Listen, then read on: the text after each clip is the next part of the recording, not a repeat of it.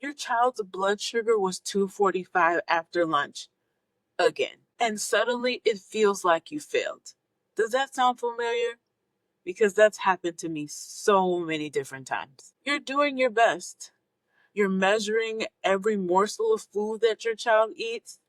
You're pre-bolusing insulin or giving it insulin a head start before food and following the plan that you were given. But that number does not mean you failed. It doesn't mean anything about you at all. In this video, I want to help you shift your perspective. Your child's blood sugar numbers are not a reflection of your parenting. They are not grades. They're just data. There have been many days when my son has had back-to-back highs. I was doing everything I knew to do, measuring every single morsel of food that he was eating, weighing everything, counting the carbs perfectly, dosing for protein and fat, pre-bolusing, and staying on top of every single bite of food that he ate. And still, I ended up in tears at the kitchen table. The guilt was real. That sneaky voice crept in. Despite me having a background as a pharmacist, I doubted myself. Like, maybe I'm not cut out for this. Maybe a different parent would be way better at managing my son's diabetes. But that voice, it lies. Diabetes does not operate on perfection, and you're not a bad parent because of a number on a screen. Here's what helped me out of that moment. I stepped outside and I called another T1D parent. I just needed to hear someone say, "You are doing enough." And that small conversation helped to remind me that those numbers do not define me nor my child. Did you know that there are over 42 factors that can affect blood sugar? Yes, 42. Some factors include sleep, hormones, stress, exercise, temperature or climate, emotions, weather, activity levels, and even travel. You can do everything right and still see numbers that make your heart sink. It's like being graded on a test when you don't even know the questions. Imagine working hard on a project,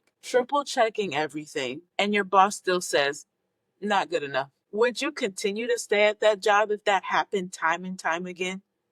Of course not. So why do we judge ourselves the same way? Instead of treating blood sugars like a report card, I started seeing them as messages. Like, hey, something's up. Let me take a little bit of a closer look. That simple shift took me from panic to problem solving. Numbers are data, not judgments. I often repeat simple mantras like, it's not a failure, just feedback. It is not a failure, just feedback. Numbers are neutral. They're just telling you something about right now. So instead of spiraling, I learned to ask myself, was that the food? Was there a timing issue? Was there activity or stress that I didn't factor in? So I can remember one day my son had the exact same lunch that he had the day before. But this time his numbers spiked up over 80 points. Turns out he just was playing this crazy game that his dad likes to play with him. So he had an adrenaline spike. And just that crazy rough house play with his dad made his numbers go higher than they normally would. It was just adrenaline. That's how unpredictable diabetes numbers can be. That curiosity gave me space to breathe. It made me be more present with my son. And it reminded me that the data is not something to fear. It's something that we can use. Think of it like a GPS. When you take a wrong turn, it doesn't yell, "Failure!" It just reroutes. That's what we're doing, rerouting with compassion for ourselves. Now, let's be real. Diabetes management can be emotionally exhausting. When numbers bounce, we bounce. So I started building emotional care into our diabetes care. We say mantras like, your body is on your team and we can do hard things. Celebrating small wins. Taking intentional breaks from looking at his CGM data. And checking in emotionally with my son and not just medically. And I started recognizing my own inner voice. I often hear myself saying things like, I should have known better. Why didn't I catch that sooner?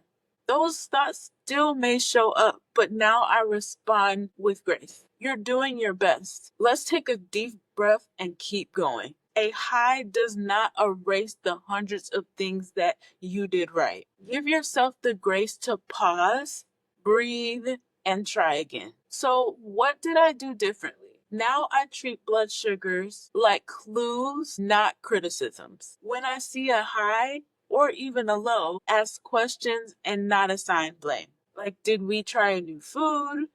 Could it be growth or hormones? Was my son more or less active today? Sometimes I can find the answers, and other times I can't. And that's okay.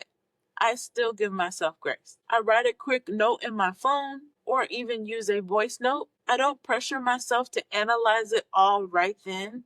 Just capture the moment so that I can notice the pattern later. Other times I step away entirely. If I can, I make tea or even go outside for a quick walk. I remind myself this is a lifelong journey. And despite having perfectionistic tendencies, perfection isn't required because this isn't about being perfect. It's about being consistent, curious, and connected. If every number your child has feels like a verdict, let me tell you something important. You are not failing.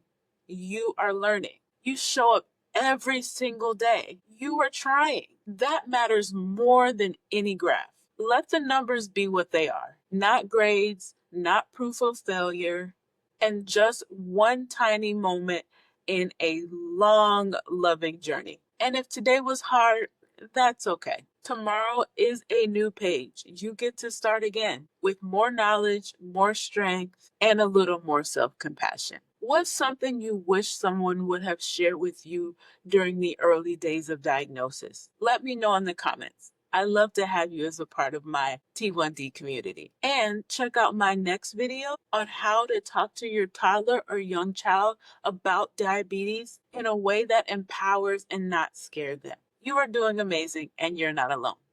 I'll see you in the next video.